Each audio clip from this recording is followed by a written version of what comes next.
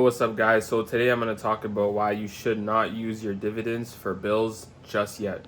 You should use it for bills, but not immediately. So if you guys don't know already, for the beginners, what dividends are is once you invest, you buy stocks that will give you a certain amount of money in return. So depending on the yield, right? So some stocks they have like 3% yield, some stocks have like a 6% yield. So that's how much money they're going to give you back per quarter, or it could be even per month.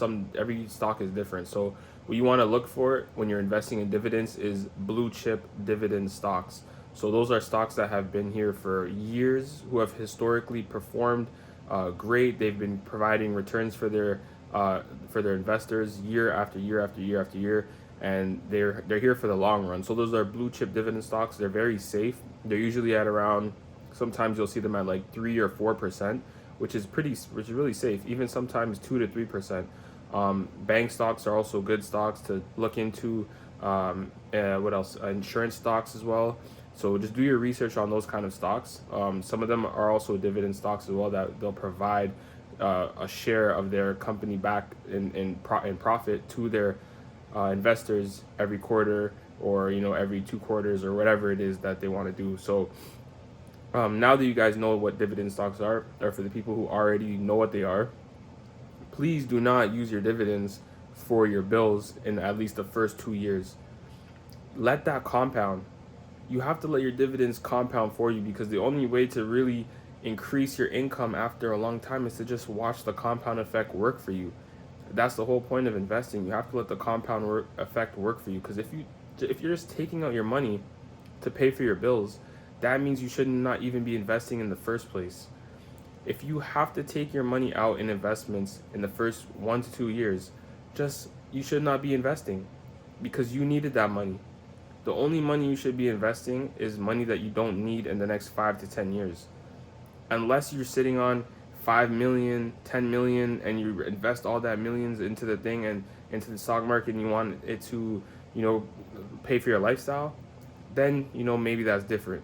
But if you're playing around with 2,000, 3,000, 4,000, 10,000, 20,000, if you're playing around with those numbers, even six figures like 100,000, 200,000, if you're playing around with those numbers in the stock market, just let it compound. Let it compound for like at least 6 years. Don't touch that money. Let it work for you. And if you think about it, in the grand scheme of things, 6 years is really nothing. Just 6 years ago, it was 2000 and it was pretty much almost 2020 when we all had the pandemic. That was 6 years ago almost, and that was like it flew by so quick. So if you just think about it in the grand scheme of things, 6 years is very small. It's not a lifetime to wait. 6 years, if you just let your money compound for you in 6 years, that dividend will increase, and on top of that, the capital appreciation will increase. So don't use your dividends in the first 1 to 2 years to just pay for your bills or pay for what you need to pay for. Sometimes a lot of people, they'll look at the stock market as a way of, as a way of like escaping the 9 to 5, or as a way of, eventually, I'm gonna get rich off the stock market. But that's not what it is. The stock that you can get rich off the stock market over a long period of time, but the stock market, you should not be looking at that as a way to get out of your financial situation. What you need to be looking at as a way to get out of your financial situation is, number one, your skill set. Are you working the job that you actually enjoy? Are you working a job that you enjoy? If not, figure out a way how to find a job that you enjoy. Maybe you have to go and get a different skill set. Get something that you actually will enjoy over the long period of time, not just something that makes a lot of money. And then after that, you need to look at your spending habits. Are you spending a ton of money at places you don't need to spend? Do you even need to have a car if you can take the bus to work?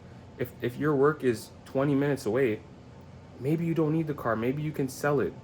And then when you sell the car, you have a lot of excess money. And on top of that, you don't have to pay your insurance every month anymore. And you'll have a car, and you'll take the bus. And on top of that, now you have the grocery stores. You have grocery stores all around. You can walk. You can buy a basket, walk to the grocery store, get enough groceries that you need for 2 weeks. Just, re-up on the groceries every 2 weeks. So if you think about that, you're making your life a lot more easier. Now you're not looking at the stock market as a way of an escape. You're looking at it as a way of wealth preservation. and also as a way of eventually earning passive income. But you're not depending on that.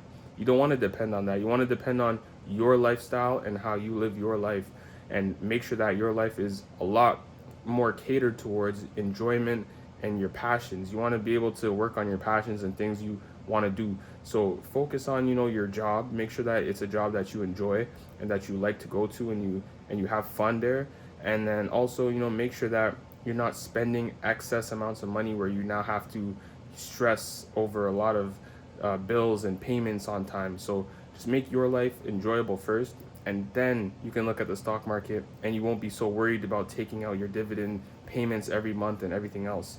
So focus on that, guys. If you like this message, subscribe, like, comment, and I'll see you guys next time. Peace.